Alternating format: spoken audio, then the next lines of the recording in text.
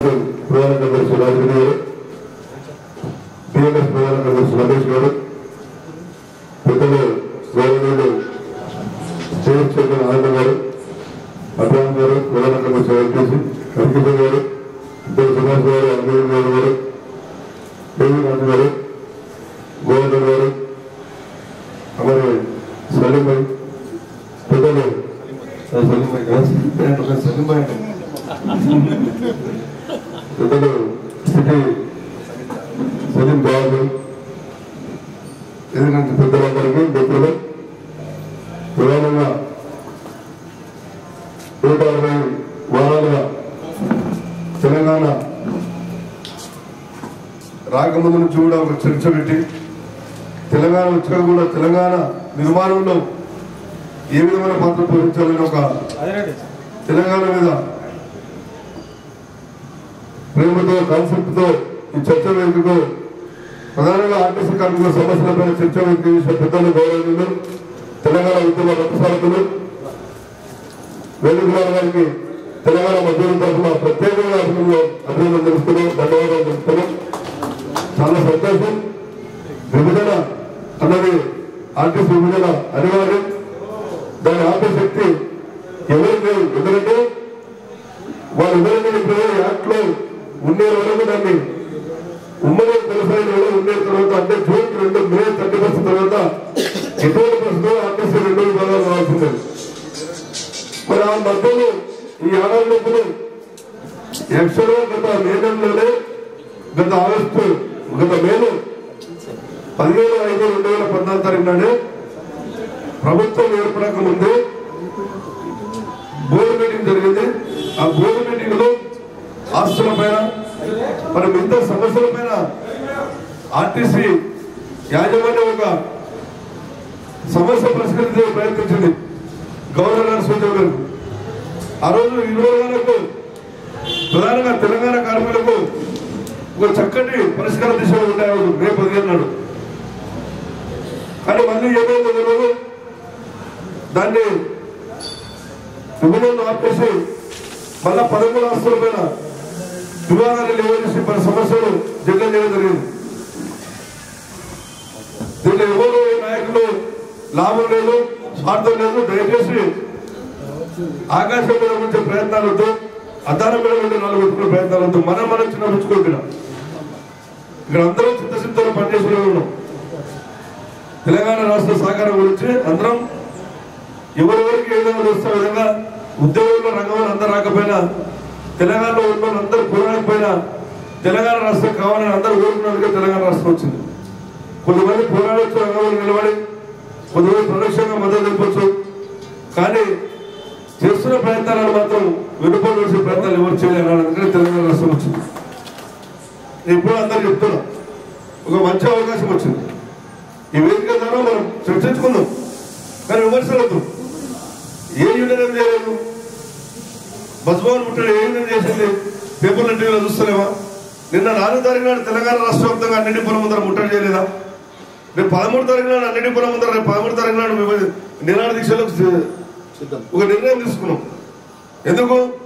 విభజన ప్రత్యేక డిమాండ్ జీతభత్యాల సవరణ, తెలంగాణ ఇంక్రిమెంట్ అని. విభజన అనేది ప్రప్రథంగా డిమాండ్. అది యూనియన్లు గుర్తి పట్టించుకుంటామంటే అది న్యాయం కాదు. ఎక్కువ ఉంటే అందరం విసరగలుగుతాం. రేపు అవసరం పడితే నెలాఖరు లోపల బస్ భవన్ ముట్టడి పెట్టి సమ్మె కూడా వెళ్ళడానికి కూడా తెలంగాణ మధ్యలో మేము నిర్ణయాలు తీసుకోమని 24 తారీఖున రాష్ట్ర కమిటీ మీటింగ్ జరిగింది. మీటింగ్ జరిగి విభజన అనేది ప్రధానంగా ఈరోజు ప్రతి అంశాన్ని కూడా ఇలాంటి కార్మికులకు న్యాయంగా రావాల్సిన అంశాలను కూడా విభజన కాలేదు, విభజన నెపంతో కార్మికులకు రావాల్సిన అంశాలను ఎన్నిక చేస్తున్నారు. కాబట్టి ఇమ్మీడియట్లీ విభజన దీనికి సమస్య పరిష్కారం అన్న నిర్ణయంతో రాష్ట్ర కమిటీ అభిప్రాయపడి మరి 24 తారీఖు నాడు ఒక ఉద్యోగ రూపం తీసుకున్నాం. ఆ ఉద్యోగ రూపంలో భాగమైన 4 తారీఖు నాడు అన్నింటి ప్రభుత్వాలు ధర్నాలు చేస్తాం.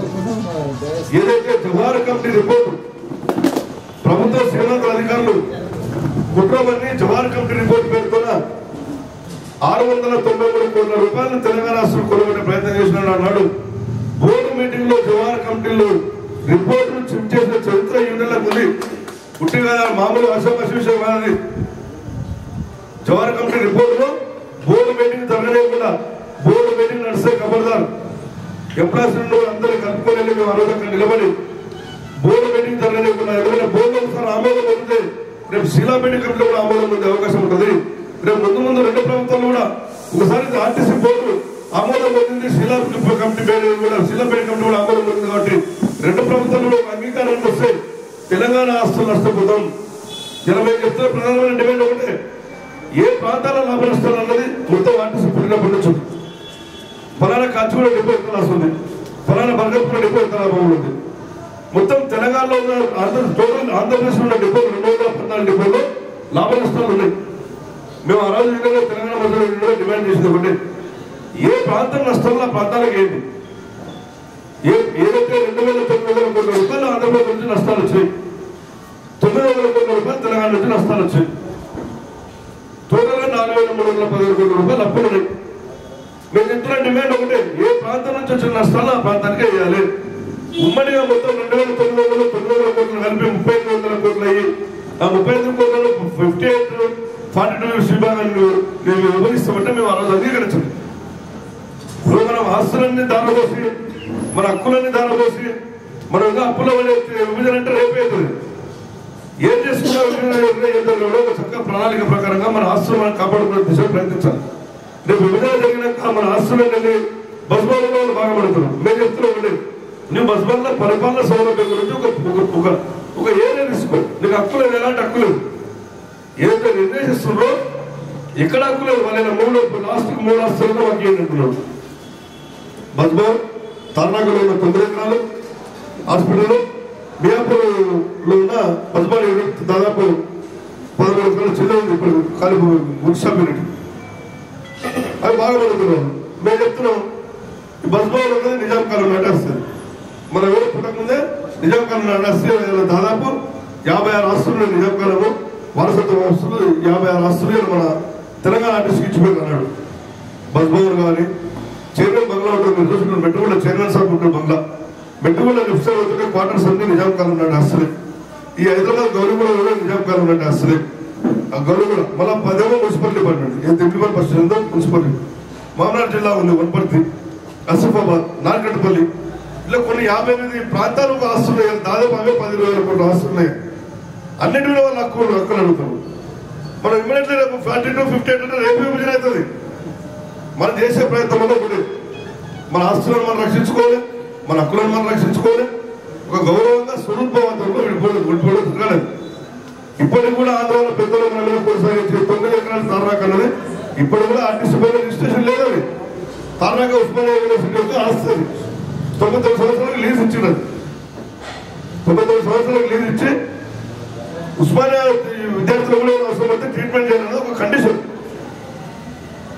ఇలా మనం రేపు మనకు భాగస్వామ్యం ఇచ్చి భాగస్వామ్యం వాటా ఎంత వస్తుందని డబ్బులు ఇచ్చి పంపలేక రేపు మనకు ఆ తార్నాక ఆస్తి మనకు రాలేని పక్షాన నష్టపోయేది ఏ ఆర్టీసీ నష్టపోతుంది? తెలంగాణ ఆర్టీసీ నష్టపోతుంది. ఈరోజు తెలంగాణలో కేవలం కేంద్ర రాష్ట్ర ప్రభుత్వాల పెట్టుబడి మూలధనం 300 కోట్ల రూపాయలు ఆర్టీసీలో. కానీ 40-50 కోట్ల ఆస్తులు కార్మికుల యొక్క శ్రమ, అధికారులు పనిచేసే చిత్తశుద్ధి అధికారులు పనిచేయవచ్చు. ఇలా తెలంగాణలో 40,000-50 కోట్ల ఆస్తులు సంపాదించాం. ఇలా మన ఆస్తులను మనం కాపాడుకోవాలి. ఇంకా తెలంగాణ వచ్చింది కదా, ఇవాళ ఏమడితే ఇచ్చేసి పంపిద్దాం, మన దగ్గర తెలంగాణ తర్వాత కూర్చొని తెలంగాణ ఏం చేస్తాం మనం? ఇలాంటి ఒక అగ్రిమెంట్ పెట్టించుకునే స్థితిలో లేవు. ఆర్టీసీ నష్టాలు లేదు. మేము చెప్తున్నాం, ఈ వన్యంలో మళ్ళీ దారుణంగా నష్టాలు లేదు. అడ్మినిస్ట్రేషన్ లేదు. ప్రపంచంగా తెలంగాణ ఆర్టీసీ కూడా నష్టాలకు వెళ్ళిపోతుంది. ఆంధ్ర ప్రాంతం 4% వెళ్తే తెలంగాణ ప్రాంతం పడిపోయింది. ఇవి గణాంకాలు చెప్తున్నాను నేను, ఏదో నేను నోటికొచ్చి కాదు, లెక్క చెప్పడం కాదు. మేము అందరూ చెప్పిన అన్నిటికీ మార్గం ఇవ్వలేదు. మేము హరీష్ రావు గారిని కలిసాం, మంత్రి గారిని కలిసాం. మంత్రి గారు చొరవ గారికి ఢిల్లీలో ఒక మీటింగ్ జరిగింది. ఇద్దరు రాష్ట్ర ముఖ్య ప్రధానమంత్రులు చీఫ్ సెక్రటరీలో ఢిల్లీలో ఒక మీటింగ్ జరిగింది, నామమాత్రం మీటింగ్ జరిగింది. రేపు మళ్ళీ ఒక మీటింగ్ జరిగితే రేపు విభజన అన్నది మీ ఇష్టం మీరు ఫామ్ చేసుకొని మా సెంట్రల్ ఒకటి పంపితే మేము ఆర్డర్స్ ఇస్తామని చెప్పడం జరిగింది. మేము ఎందుకంటే చెప్పిన ముందు ఈ ఆస్తులు అప్పుడు తర్వాత ముందు ఉద్యోగ విభజన జరగాలి. ఉద్యోగ విభజన కూడా state level post state level seat అంటే కాదు. ఏదైతే జిల్లా ఉందో జిల్లా పోస్టులు కూడా ఉద్యోగ విభజన జరగాలి. ఇలా హైదరాబాద్ సిటీ తీసుకుంటే దాదాపు 3,000-4,000 మంది ఆంధ్రప్రదేశ్ ఉద్యోగులు డ్రైవర్, కండక్టర్, శ్రామికులుగా పనిచేస్తున్నారు. వాళ్ళందరూ పోవాలని మేము డిమాండ్ చేస్తున్నాం. వాళ్ళందరూ తెలంగాణలో 3,000-4,000 పోస్టులు హైదరాబాద్ సిటీలో ఖాళీ ఏర్పడతాయి. వేరే జిల్లాలో ఎక్కడ అక్కడ ఒక 5,000 మంది తెలంగాణ కింద స్థాయి ఉద్యోగులు మేము చెప్తున్నాం అటెండర్ నుంచి ఆఫీసర్ వరకు విజయం జరగాలి. కమలాథన్ కాబట్టి మాకు సంబంధం లేదు. కమలాథన్ ఇచ్చిన గైడ్ లైన్స్ ఆర్టీసీ కొట్టి 9 ఇద్దరు రాష్ట్ర ప్రధాన కార్యదర్శులు ఇచ్చారు మాకు. కాబట్టి ఆర్టీసీకి సపరేట్ గైడ్ లైన్స్ ఉంటుంది. ఈ కులాలకు దీనికి అంటగట్టవద్దండి.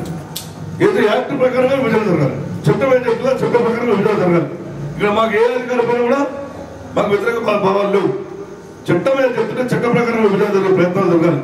ఇలా ఆంధ్ర వాళ్ళకి కొంతమంది ప్రమోషన్లు కోల్పోతామని ఉద్దేశంతో అధికారులు ఇక్కడ వేసి ఆంధ్ర ప్రాంత అధికారులు కూడా ఇక్కడ అలాట్మెంట్ చేసి గవర్నమెంట్ కు క్లారిఫికేషన్ రాస్తా ఉంటారు. ఒక ఆంధ్ర ప్రాంత అధికారి ఇక్కడ పనిచేస్తుంది. ఆమె ఎప్పుడో 4th to 10th చదివినట్టు ఒక సర్టిఫికేట్ చేసి ఇక్కడ సబ్మిట్ చేసింది. ఆమె ఇక్కడ అలాట్ చేస్తామంటారు. మేము అడుగుతున్నాం ఎక్కడైతే అసలు 4th to 10th ప్రామాణికం కాదు. మేము చెప్తాం కదా జీన్స్ ఏంటంటే ఒక 2 తరాలు జీన్స్ ఈ ప్రాంతం ఎక్కడ నీకు అంత ఎక్కడ వాస్తవం అది. వీళ్ళు ఇక్కడ పిల్లలు చదువు రేపు అదే నేను జరుగుతాం అలా. రేపు 4th ఫస్ట్ నుంచి 10th చదివిన పిల్లలు కూడా ఇక్కడ ఉండరు. రేపు తెలంగాణ సుప్రీం చెప్పు మేము చెప్తున్నాం ఉద్యోగాలే కాదు ఆ అధికారులు మేము సర్టిఫికేట్ వెరిఫై చేయమంటున్నాం. ఎంక్వైరీ చేయండి. నా సెల్ఫ్ డిక్లరేషన్ పనికిరాదు. లేదా సెల్ఫ్ డిక్లరేషన్ ఇస్తే రేపు తప్పుడు ధృవీకరిస్తే శిక్ష ఇచ్చే విధంగా చట్టం తీసుకురండి. ఒకటి చట్టం తీసుకురండి. అప్పుడు సెల్ఫ్ డిక్లరేషన్కి అవకాశం ఇవ్వండి. లేదా డిపార్ట్మెంట్ గా మీకు ఉన్న రిక్వెస్ట్ బట్టి ఎంక్వైరీ చేయండి. గతంలో English medium tuitions private school 4th to 10th 4th to 6th 7th ఇచ్చిన సందర్భాలు ఉన్నాయి. మేము చాలా స్పష్టంగా జరగాలని చెప్తున్నాం. విభజన స్పష్టంగా జరగాలి. ఇలా తెలంగాణ ప్రాంతంలో డిప్లొమా స్థాయి అధికారులు 20 పోస్టులు షార్టేజ్ అవుతాయి. 20 పోస్టులు షార్టేజ్ అవుతాయి. ఆంధ్రప్రదేశ్లో 20 పోస్టులు ఎక్కువ ఉన్నాం. మేము చెప్తున్నాం ఏంటంటే జూనియర్ మోస్ట్ వాళ్ళు ఇక్కడ ఒప్పండి. రేపు మళ్ళీ వాడు సీనియర్ ఇక్కడ వచ్చి కూర్చొని ఎదగల రేపు వెళ్ళి మళ్ళీ వచ్చే ప్రమోషన్ మళ్ళీ ఫస్ట్ నెంబర్ వాడే ఉంటాడు. మేము అది ఉంటాడు విధంగా జరుగుతున్నా నాకు ఉన్నాయి. జాప్యాలకు ఏంటంటే కారణాలు ఉన్నాయి.